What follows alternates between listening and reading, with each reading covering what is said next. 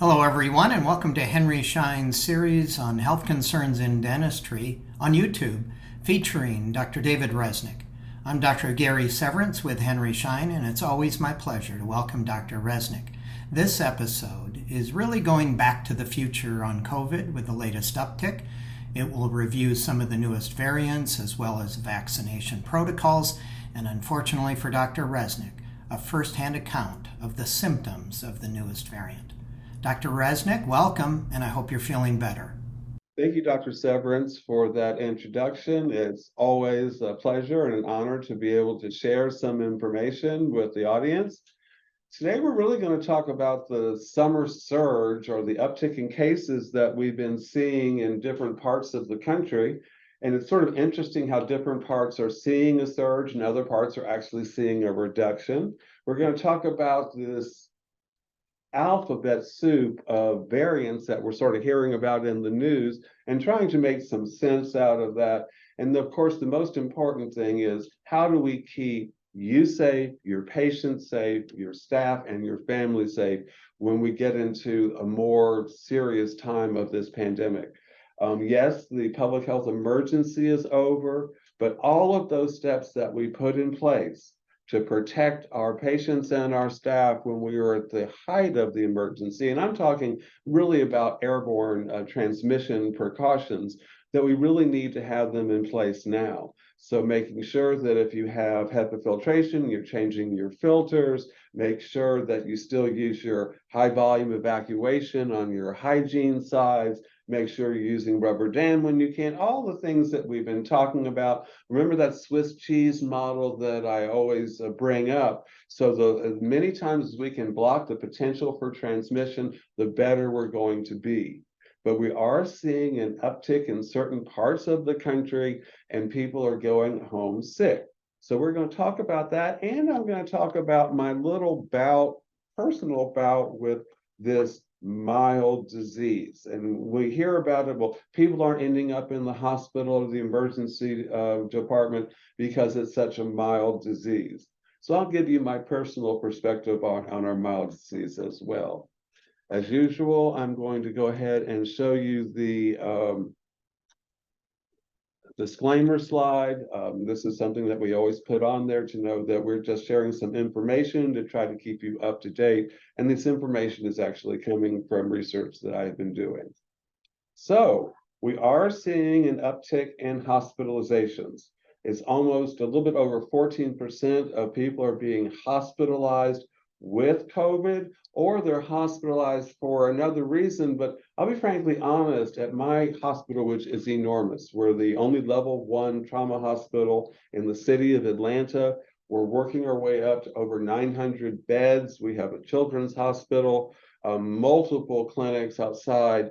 We are no longer testing people on admission. So that's not something that we're doing on a routine basis. And so there are other hospitals, and we'll be talking about that. We've seen an increase in the number of deaths. To date, there have been over 1,137,000 deaths, which is an extraordinary number. Yes, the majority happened early on in the pandemic until we really had some vaccines to limit the severity of death. Remember, our vaccines do not prevent infection. What they really do is they lessen the severity of disease, or even that you might not know you have the disease. So there are a lot of people now in our society who have built up natural immunity. They've been infected, they've been vaccinated at some point, and that's why we're seeing a reduction in the number of deaths, which is also really good news. So again, the total people who were hospitalized in the last week was a little bit over 10,000. At our peak, we were at about 40,000, to give you an idea. Change in hospital admissions has increased up past 14%, and there are 3.11 admissions per 100,000 people going on across the United States. I like to use a graph on occasion just to give you an idea of where we've been. So if we look at a year ago, you can see the percent of emergency department visits was 4 per 100,000, and how high that number was. And then we really sort of went down for a bit. Then we had that December wave again, which we're hopefully not going to see again. And then we got to a very comfortable place where life returned to normal.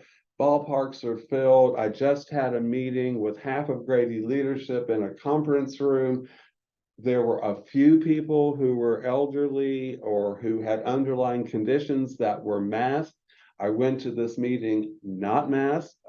Probably a good deal of the reason I wasn't masked is I have some brand new antibodies we're going to talk about.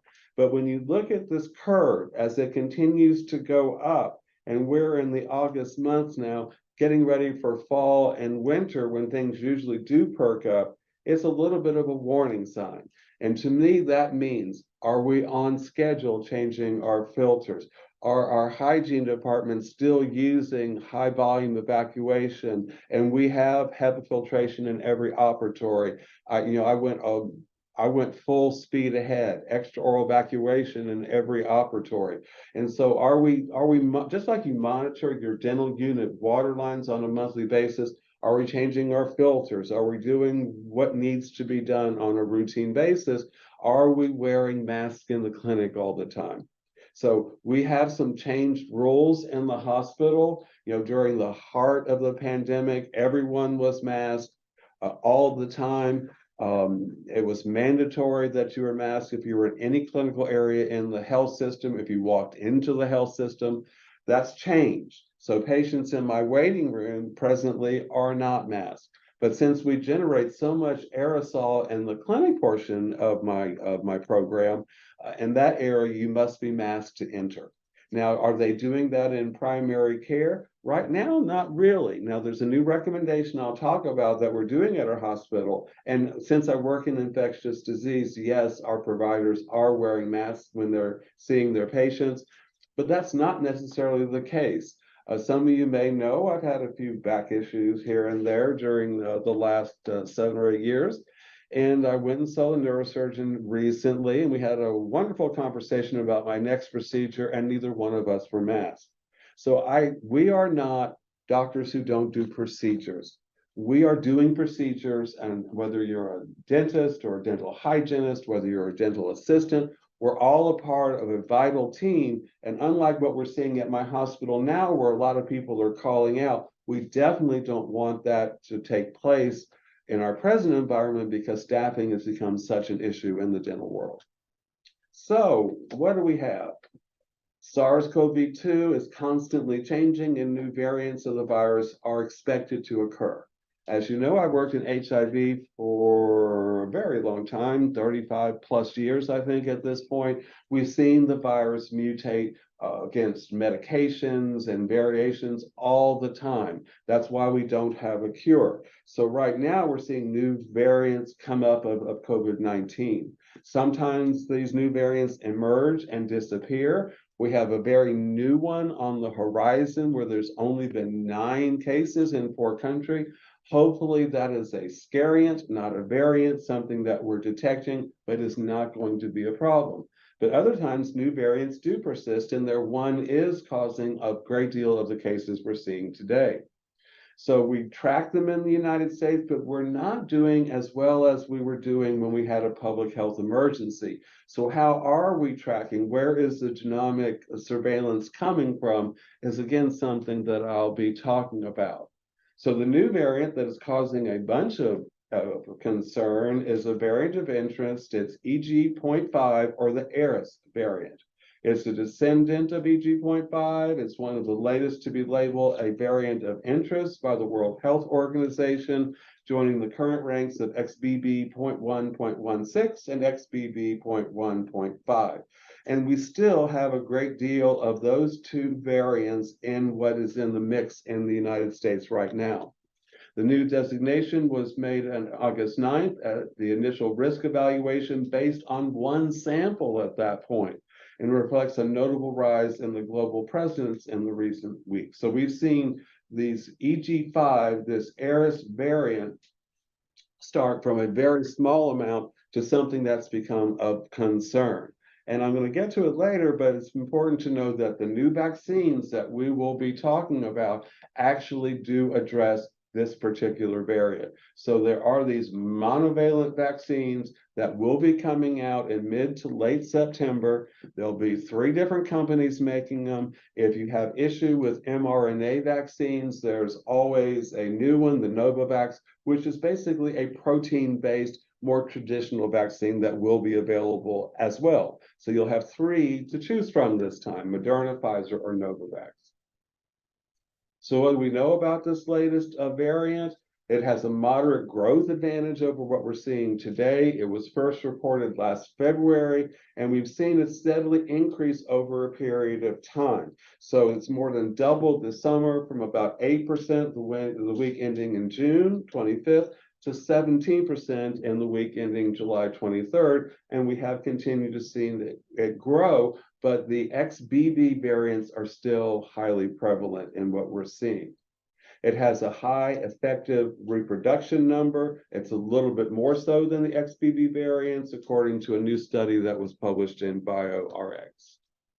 It's the fastest growing variant in several areas of the world. In the US and its sublineages will probably overtake the other 2 I'll talk about in a moment in later August. The projections that I have right now are a little bit different.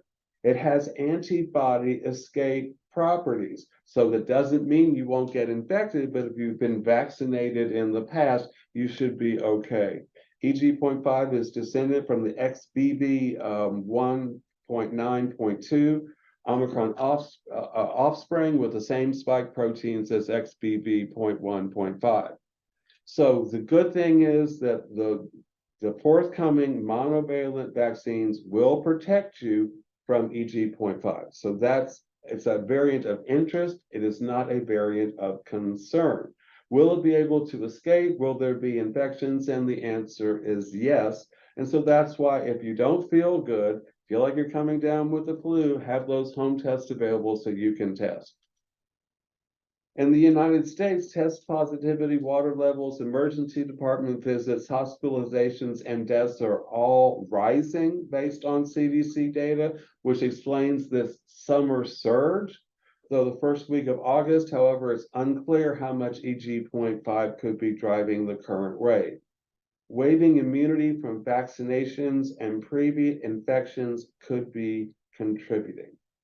Before I go on to my own personal story, there's no indication that this is more severe, and I think that is important. So we're still at the place where we are seeing an increase in deaths, but again, it's not the level of deaths that we were saying earlier on in the vaccine. The updated COVID-19 monovalent vaccines, as I said, will be available in mid to late September, assuming they get authorization from the FDA and they're recommended by the CDC.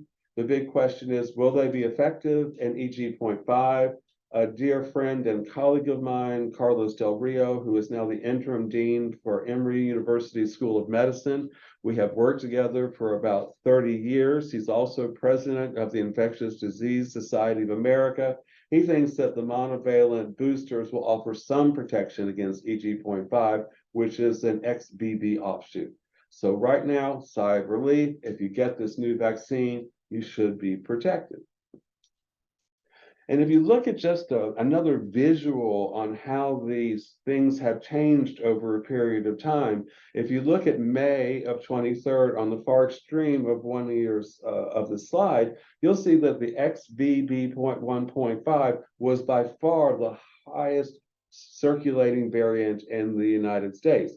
And as you've seen, that number has gone steadily down through July, and you're seeing an increase in the EG.5. So again, Dr. Del Rio believes that if we get, and others, I should say, Dr. Sachs, several others around the country, believe that if we get the monovalent vaccine, we should have some degree of protection against EG.5. Another way of looking at it is the percent and the summary of surveillance. So you can see, if you look at on the left-hand side of your screen, that the XBB variants are still the most prevalent, but the EG.5 is strongly gaining and it's continuing to gain. So it has a growth advantage. You can see also all the other variants that are listed that are being tracked. Dr. Ding, who's somebody else that I follow on a regular basis, He thinks that the doubling in ICU rates for COVID-19 is shocking and it's coming so soon. Intensive care hospitalizations for COVID should not be happening now. And you can look at the patients in the ICU in this particular hospitals in New York have doubled over a relatively short period of time. So if you look at the report date on the right of July 6th, it was 38 people were in the ICU with COVID. If you look at the ending date of August the 10th, there are 80 people in the ICU. If the patient's hospitalized, again on your right, just 424, that's a lot of people. I understand that. Now it's 841, and this is just in some hospitals in New York. So what are we seeing in New York? 2 upstate hospitals, and I believe now a third, are requiring masks again as COVID cases tick up. This is out of Syracuse, Upstate Medical's 2 hospitals, University and Community General, reimposed mandatory face masking on Thursday after reporting an uptick in COVID-19 cases. They're now required for all patients being admitted to the hospital. So that's going back to where we were.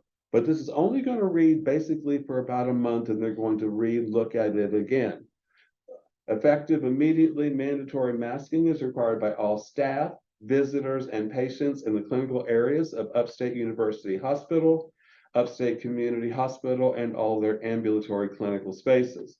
Clinical areas are defined as any location where patients gather, wait, transport through, or receive care. Masking is strongly recommended in all non-clinical areas like your own private office. So what that would mean, if you're in upstate New York right now and you're running a dental office, you might consider having your patients in the waiting room masked again if you're in this particular part of the country. Right now, in Georgia, we're doing a little bit different, but I'll explain that. So I want to show you that in this particular part of the country, this epidemic is resurfacing, is causing problems, and hospitals are taking the appropriate action. How does that impact what we do? Well, if we see that hospitals are taking a certain reaction based on their community load that they're seeing, then we as dental offices should take that kind of same precaution. Does that mean that we should change anything that we're doing in the clinic now? And as I said earlier, I haven't changed what we started in the heart of the pandemic. We're no longer doing screening questions on entry to the program. We're no longer having people wait in the cars outside. We have people in our waiting room who, if they choose to be masked, they can be masked. If they choose not to be masked, they don't have to wear a mask. But if anybody walks into the clinical space of my program, and I have 12 operatories and a lab and a pretty significant infection control suite, you have to have on a mask. It is not optional. So for patients outside right now, we're optional. Again, this is different than what they're doing in upstate New York, but in our clinical areas to protect our patients and our staff, we really haven't changed anything that we're doing. The hospitals up north in Syracuse reported an increase in staff out sick with COVID. In the dental profession, we just cannot afford that. We are having a hard time getting fully staffed. I feel blessed at this point that I have a full staff. I've maintained a full staff. And I will tell you, the only person who's been out with COVID is me, and I will explain why and how that happened in a bit. An increase in patient hospitalizations with COVID and more COVID found in wastewater, which is how we're sort of tracking it these days, and affected the community at large. A new variant, they believe EG.5 is responsible for the rise in cases, the hospital said. And it comes to time in the upward trend in COVID association hospitalizations in their community. They're nowhere near where they were at the busiest point. They're able to manage what we're seeing. Grady is able to manage what we're seeing in Atlanta. We're not opening up the World Congress Center as a triage center for COVID. We're not doing any of that anymore. But dentally wise, we have to be concerned with airborne transmission. So we always think about this as something that's going to infect older people. You know, people who are maybe my age. I'm a little bit older than 64, very little bit older than 64. Or very young. And what we found is that the increase on young and middle-aged adults aged 18 to 64 seems to be surging in England. So the variant that is out there, which is EG.5, seems to be impacting younger, healthier people. So it's not just the elderly. So don't think it's only impacting elderly people. It's impacting people who are healthy. And so that's one thing I want to keep in mind again, is that we're having waning immunity. We're based on our vaccines, the last time we got a booster, based on the last time we actually had COVID. And so we're seeing uptick, not just in the United States, but in areas around the world. Grading news, my hospital news. And this just came out. COVID-19 has not gone away. It sort of seems like it on occasion, but it has not. Over the last several weeks, cases in the community have increased. As a result, we have seen an increase in patients hospitalized with COVID-19. We have also seen a rise in staff infected with COVID-19. Fortunately, the increase in hospitalizations has been modest compared to previous surges. Because of the rising numbers, we are strongly encouraging all staff to wear masks when providing patient care. Hopefully, we will not need to return to mandatory masking, but we will monitor the situation and adjust policies as necessary. Thank you for your support, etc. I think, again, what's important is that in dentistry, the change I see might be in our waiting rooms, that we might want to offer a change in areas where you're seeing a higher concentration of cases. And I'm going to show you a map where these cases are now. And so if you look, Mississippi has an increase of 73% of new hospitalizations per 100,000 people between June and July. My home state of Georgia, again, is one of those states who have seen an increase greater than 40%. And that goes for much of the Southeast, including Texas, Tennessee, Alabama, Louisiana, etc. We've also seen areas that are seeing a reduction in cases, like Michigan, with a significant reduction of 32%. Wonderful news. We are seeing reductions throughout many parts of Nevada, of New Mexico, of the Dakotas, of Wyoming, and all of that is good news as well. But then again, you can see increases, moderate increases in California, more significant increases in Portland. So you really have to watch out and follow the news in your local area, or look at your local dental association to give you information, or news from the CDC, or whatever your sources are, news from these updates that we give you on where this pandemic is and where the average number of cases are and hospitalizations are, so you can make your own informed decisions. If you notice a sudden rise in the number of people wearing masks while you're out and about lately, it's because COVID-19 is on the upswing once again. The summer spread comes as the new variant I've been talking about, Eris, is now dominant in the United States per CDC estimates, though it's unclear if the variant is directly responsible for the rising numbers. Remember, we have sort of a mix of three things right now that are our main variants causing this infection. The average number of COVID hospitalization rates nationwide rose about 17% between June and July. That's a pretty significant update, but remember, we're starting with a lower number. Simply put, our guard is down. Many of us put COVID in our rearview mirrors, leaving us both mentally and practically ill prepared for another wave. Experts warn the U.S. is lacking critical tools to help manage future waves, as someone recently reported. So let's talk about that. Every 6 months, at my age, I go, and for several years, I have a doctor's visit. I go and have blood drawn. I speak to the physician. It's usually more about people we know than anything else, because I'm very blessed that most of my health issues have been more to do with posture and my spine than anything systemic. And so the visit, he was running late. I was in the waiting room for a significant period of time. I thought it was interesting that at the front desk, they asked me all of the screening questions. And I thought, wow, you're still asking the screening questions. We stopped doing that a long time ago.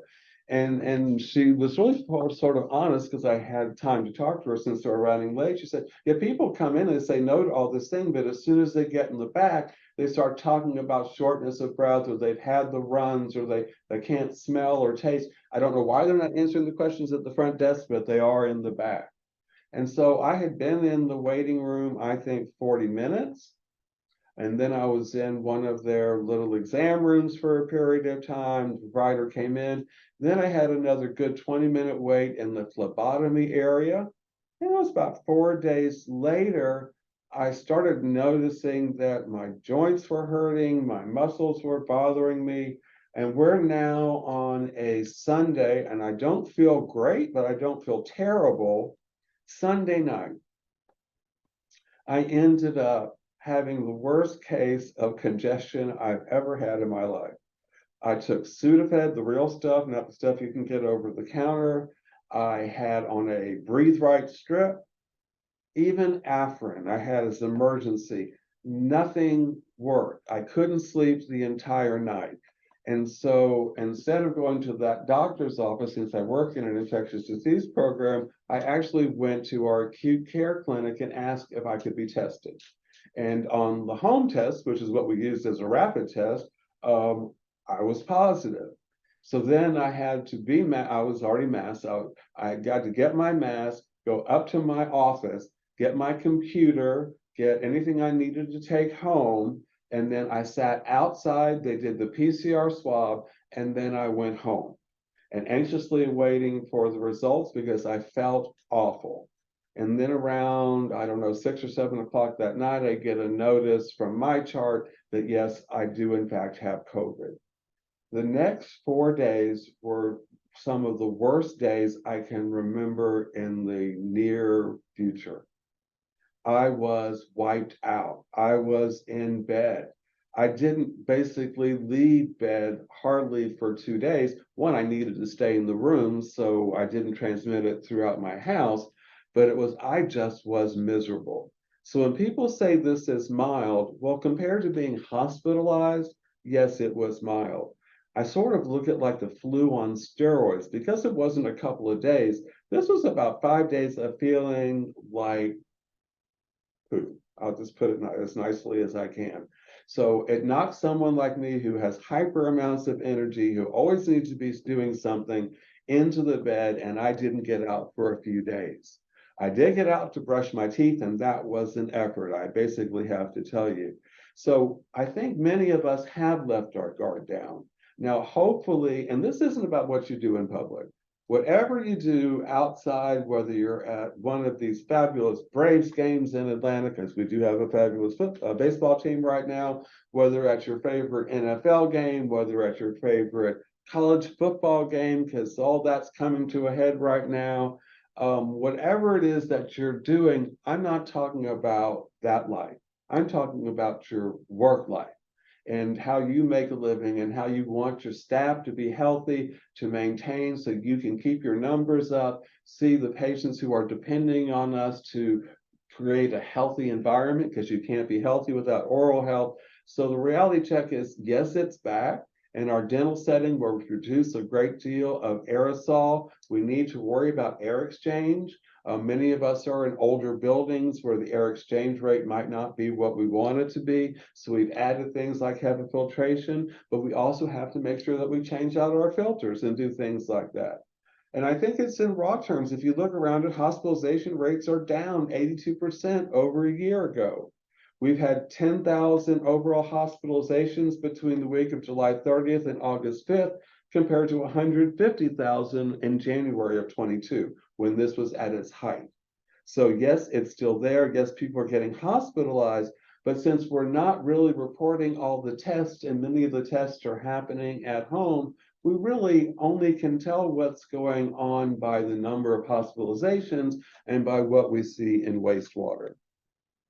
Hospitalization rates, as I showed you on that map, are rising the fastest in the Southeast, with Mississippi, Alabama, and Louisiana having increasing cases, yet they're down in Michigan, Vermont, and Rhode Island. So past waves of COVID move about the country unequally. This is not new. We do see ebbing and flowing, which is why we basically keep our airborne transmission precautions in place and will be until there is a cure for COVID or it actually does disappear. Hospitalizations are not a perfect metric because older people are more vulnerable to severe COVID. Hospitalization rates are likely to be higher in states or communities with older populations. To that end, nursing home cases are also rising. And remember, we had that terrible issue with nursing homes earlier in the pandemic, particularly in the Southeast, this time my part of the country. Vaccination rates can be a factor too. Hospitalization rates are also a lagging indicator. It takes time for infected people to become sick, and more time still for them to become sicker, end up needing to go to an emergency department and then get hospitalized. So the delay means hospitalizations are a reflection of what's really happened in the past, not necessarily what's happening in the present. So widespread use of COVID-19 tests at home hampers the determination of community COVID-19 incidence, and that's something we truly depended on earlier in the pandemic. So now we're using wastewater as a method. So we want to look at the association of county level wastewater metrics with high cases and hospitalization rates nationwide, both before and after widespread use of at-home tests. So the design, setting, and participants. The observational cohort study with a time series analysis was conducted between January to September 2022 in 268 U.S. counties in 22 states. That's a mouthful. Participants included populations of those U.S. counties who had higher levels. The authors of this cohort study evaluated the association between viral wastewater metrics and COVID-19 hospitalizations before and after the use of at-home tests, as I mentioned. During the first quarter of 22, viral wastewater levels were associated with hospitalization rates for COVID-19. However, that relationship declined throughout the second and third quarters of 22. So the authors postulated this could be due to underreporting of cases because people weren't getting PCR, they were being tested at home. The results suggest that wastewater methods have the potential to better assess the prevalence of COVID-19 than other conventional strategies. So we saw an increase in wastewater numbers in New York. We're now seeing an increase in cases in New York. We saw an increase in wastewater incidents in England. We're now seeing an increase in cases in England. So we're sort of using this as one of the metrics that we're following. And here's a way of looking at what we're doing on the August update.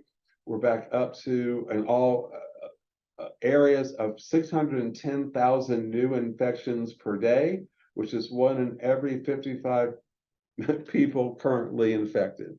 So how are they determining this? They're looking at based on wastewater estimated infections per day. During the peak of this in December of 22, there were 5 million estimated infections per day. We're now at 606.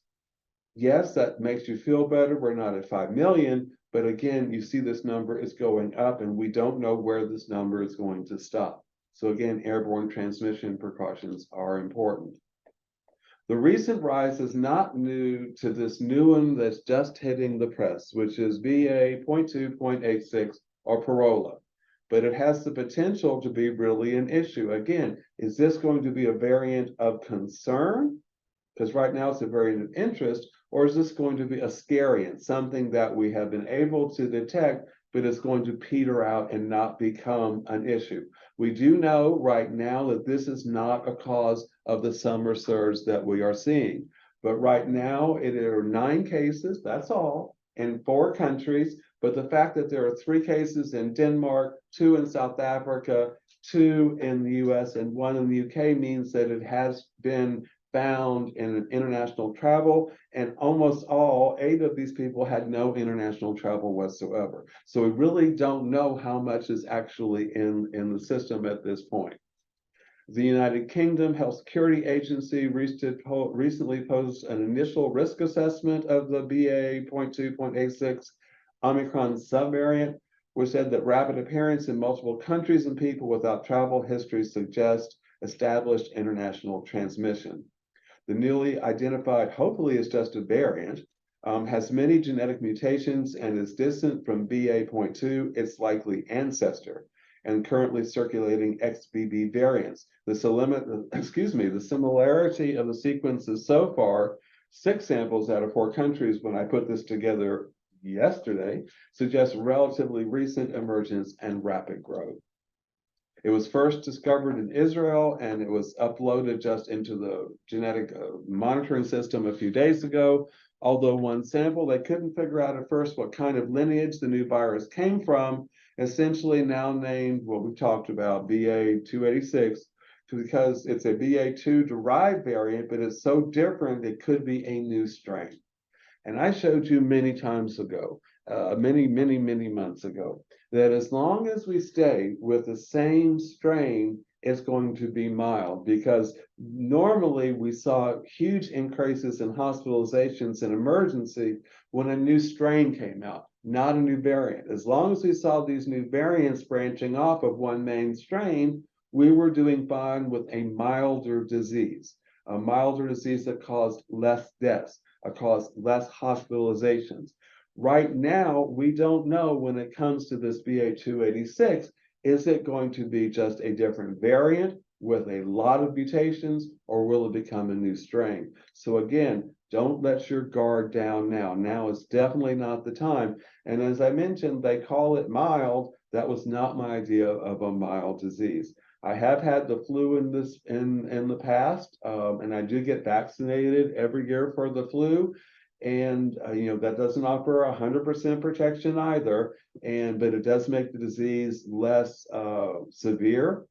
It really is the flu on steroids. If you do get this, you'll know that you've had it. So how many changes are there? This BA286 has actually 35 mutations different from all incoming from the incoming vaccines for XBB.1.5. So that is quite a lot. So we don't want this to become a new strain. We want this to become a variant. If you look at the spike protein, which we always change, it has 33 mutations relative to BA2, which we hope is its precursor ancestor. 35 mutations relative to XBB.1.5. Again, that's what we're targeting. We want it to be part of that. And 57 mutations relative to the early Wuhan Hu-1 virus. So again, we've seen a lot of changes here. We don't exactly know if it's going to cause more severe illness. We don't think so at this point, but we just don't know enough, which is why it's so important for us to follow the news and see what's happening. This is not a disease of the past. It actually is a disease of the present. As COVID-19 cases and hospitalizations creep up during this summer wave, and this is, again, we're not talking a wave that you surf off of, or this is a wave you might body surf off of. We've seen high-risk virus activity. Updated vaccines are still likely weeks away. So why? Americans have largely tuned out COVID, but the latest COVID uptick is a reminder that the virus is here and it's here to stay. And health officials face the challenge of convincing us that we need to get another vaccine.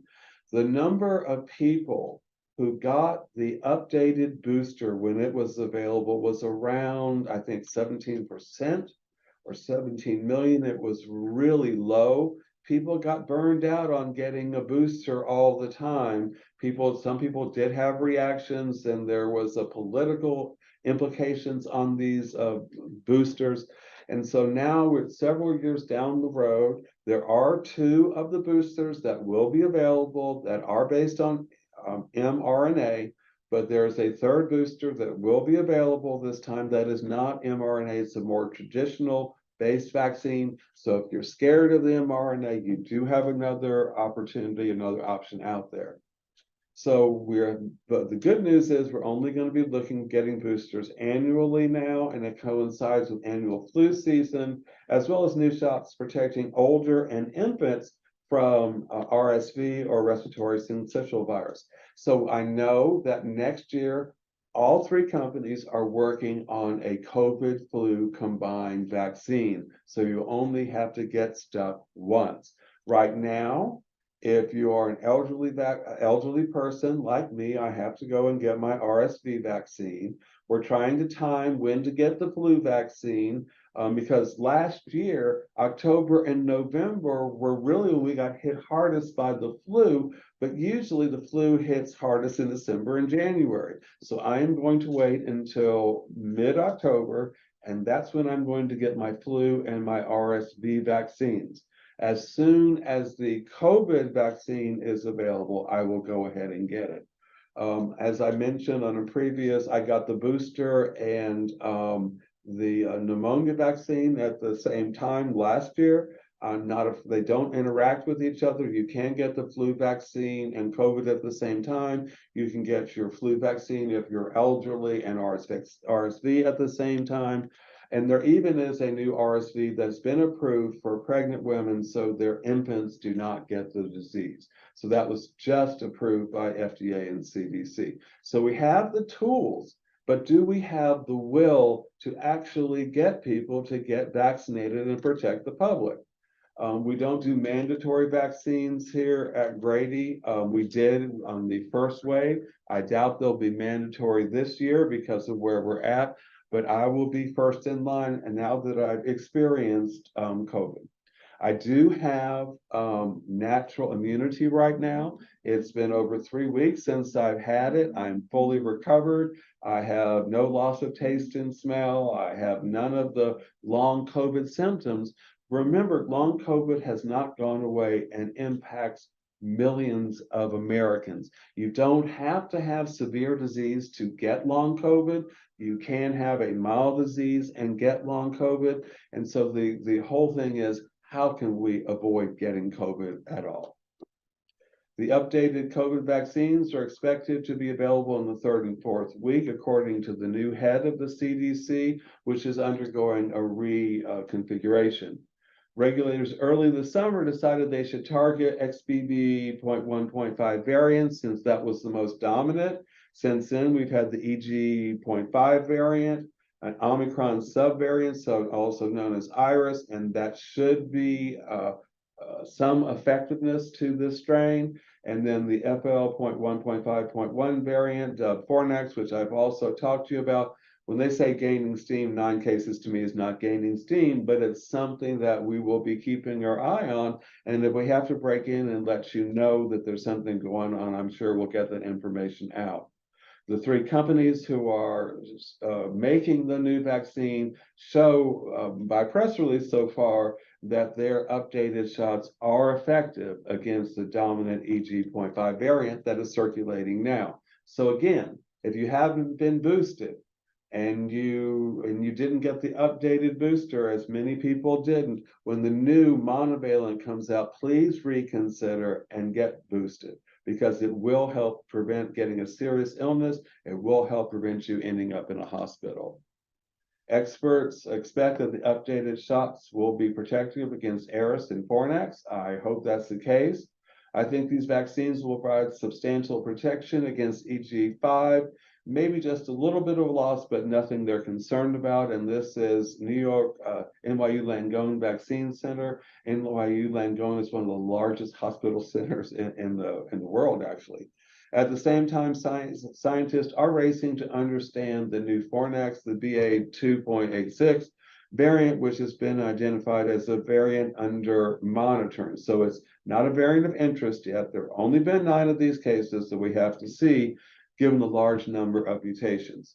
This variant has been tracked in relatively a few cases, and we've gone over where it's been. The big picture for Americans watching rising COVID numbers with concern and wondering if they should get boosted now or hold out for updated shots. And that is a really important question that has been coming out. The general consensus now is that you should wait for the new booster. Don't get the old booster now, which it really has a lot to do with the original Wuhan strain. It's really not going to be protective against XBB. Waiting for the new one that comes out in the 3rd or 4th week of September. The bivalent vaccines target the original strain and earlier Omicron subvariants that seem to be out of circulation. So you'd be wasting your time and could have a side effect. Let's wait until the new ones come out and those will be September or October to give people better protection this winter, when another wave, one that's possibly larger, could arrive if past seasonal patterns occur.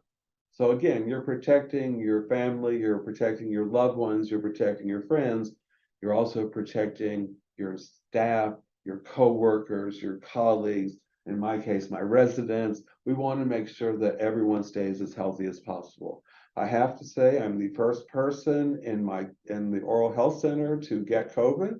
I did not get it in the oral health center. Regretfully, I got it in my doctor's office, and I won't make that mistake again. When I go even to see the person who manages my back, I will be masked. If I'm going into a doctor's office where people aren't feeling well, if I'm going in for tests prior to a procedure I might be having, I will be masked from now on. If I'm going to a Braves game, I'm not going to be masked. I'm going to be outdoors, and yes, people are going to be screaming around me, and I'm going to be screaming right along with them.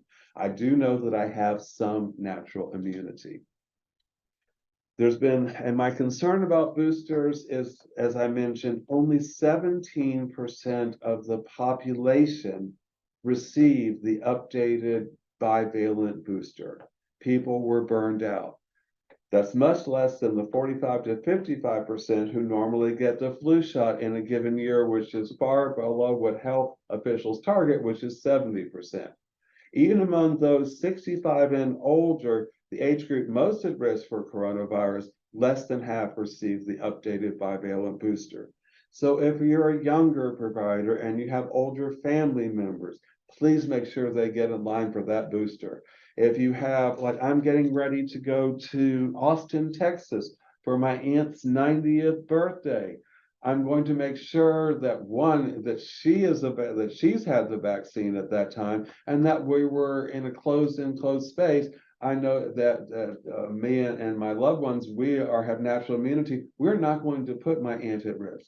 We are going to be there. We're going to be in a big area. She won't be at risk. But again, I want to make sure that my aunt and my uncle and that my cousins who are my age or a little bit older, and that my brothers who are older and their wives and get the updated vaccine. I mean, I think part of our job is about all body health. We always talk that the mouth, you can't be healthy without oral health. And I think that's one of our most important statements. And so when it comes to vaccinations, don't be afraid to talk to your patients about vaccinations. Yes, this particular disease has become polarized. No disease in America should be polarized. At one point before my cognizant level, breast cancer was a polarizing disease. Cancer was a polarizing disease. But there are diseases we can prevent. We can prevent Mpox. We can prevent hepatitis B. Make sure that all your staff have been vaccinated by hepatitis B, and that your older staff, like me, get their titers checked and see if you need a booster. We can prevent cancers caused by HPV, and that includes head and neck cancers, not just cervical cancers or penile cancers or anal cancers, but it prevents head and neck cancer. We should be talking to our patients about that. You can get vaccinated with the HPV vaccine up to age 45. Hepatitis A, if you like raw oysters, get hepatitis A vaccines. I was blessed to go on a trip to South Africa. I needed to get the hepatitis A vaccine series. And when I went and got my titers checked on that, I actually needed a booster. So there's cdc.gov vaccines gives you all the information on the vaccines that are available for newborns up through adults. And I think we should educate our patients as best as we can to ensure that we can do whatever we can to make sure we have the safest population of those that we treat and serve. So I know that's sort of a little bit of a soapbox, but we can prevent illness. We were giving out vaccines in the dental community in the earliest days of this pandemic. We talk about we always know we talked about HBV, hepatitis B vaccines for years for our staff, for dental students, for dental hygiene students. We make sure that my staff and residents have been vaccinated for hepatitis B. Hepatitis A, I think, is very strong recommendation for that. Mpox, only a certain population, predominantly men who have sex with men. That population needs to be vaccinated for that. So there's so much more we can do through education. Every one of our visits is a preventive visit, whether we're talking about nutrition or smoking cessation or anything that we might talk, how to care for your removable prosthetic, how to care for your implant site, post-op instructions, is all preventive care in one way or another. This is just another avenue of preventive care for us to talk about. Long COVID creates a greater burden of disability than heart disease or cancer. A new study shows that was published on August 21st. People who survived COVID-19 earlier in the pandemic, before there were vaccines, can continue to be at higher risk for a slew of health problems for up to 2 years after they got their initial infections, compared to others who didn't test positive, especially for those who were hospitalized. These health problems include heart issues, blood clots, diabetes, neurological complications, called brain fog, fatigue, and that is severe fatigue. Difficulties with mental health have come to be known collectively as long COVID. I showed you a slide last month on every body part that could potentially be impacted by long COVID. So we don't want to get COVID in the first place. We especially don't want to get long COVID. We want to make sure that we keep people healthy and safe. So thank you, as always, for taking the time out of your day to listen to this webinar. We're always interested in topics that you want us to talk about, and I'm going to turn it over to our fabulous host, Dr. Gary Severance. Again, thank you for your time and attention. Thank you, Dr. Resnick, and so happy you're feeling better. And thank you for watching. Please subscribe to our YouTube page by clicking the subscribe button below. And to be notified of any new premieres, please click the bell icon. If you have any questions, comments, or ideas for future episodes, please email us at webinars@henryschein.com. Again, thank you very much for your attendance, and please, until next time, stay safe and stay informed.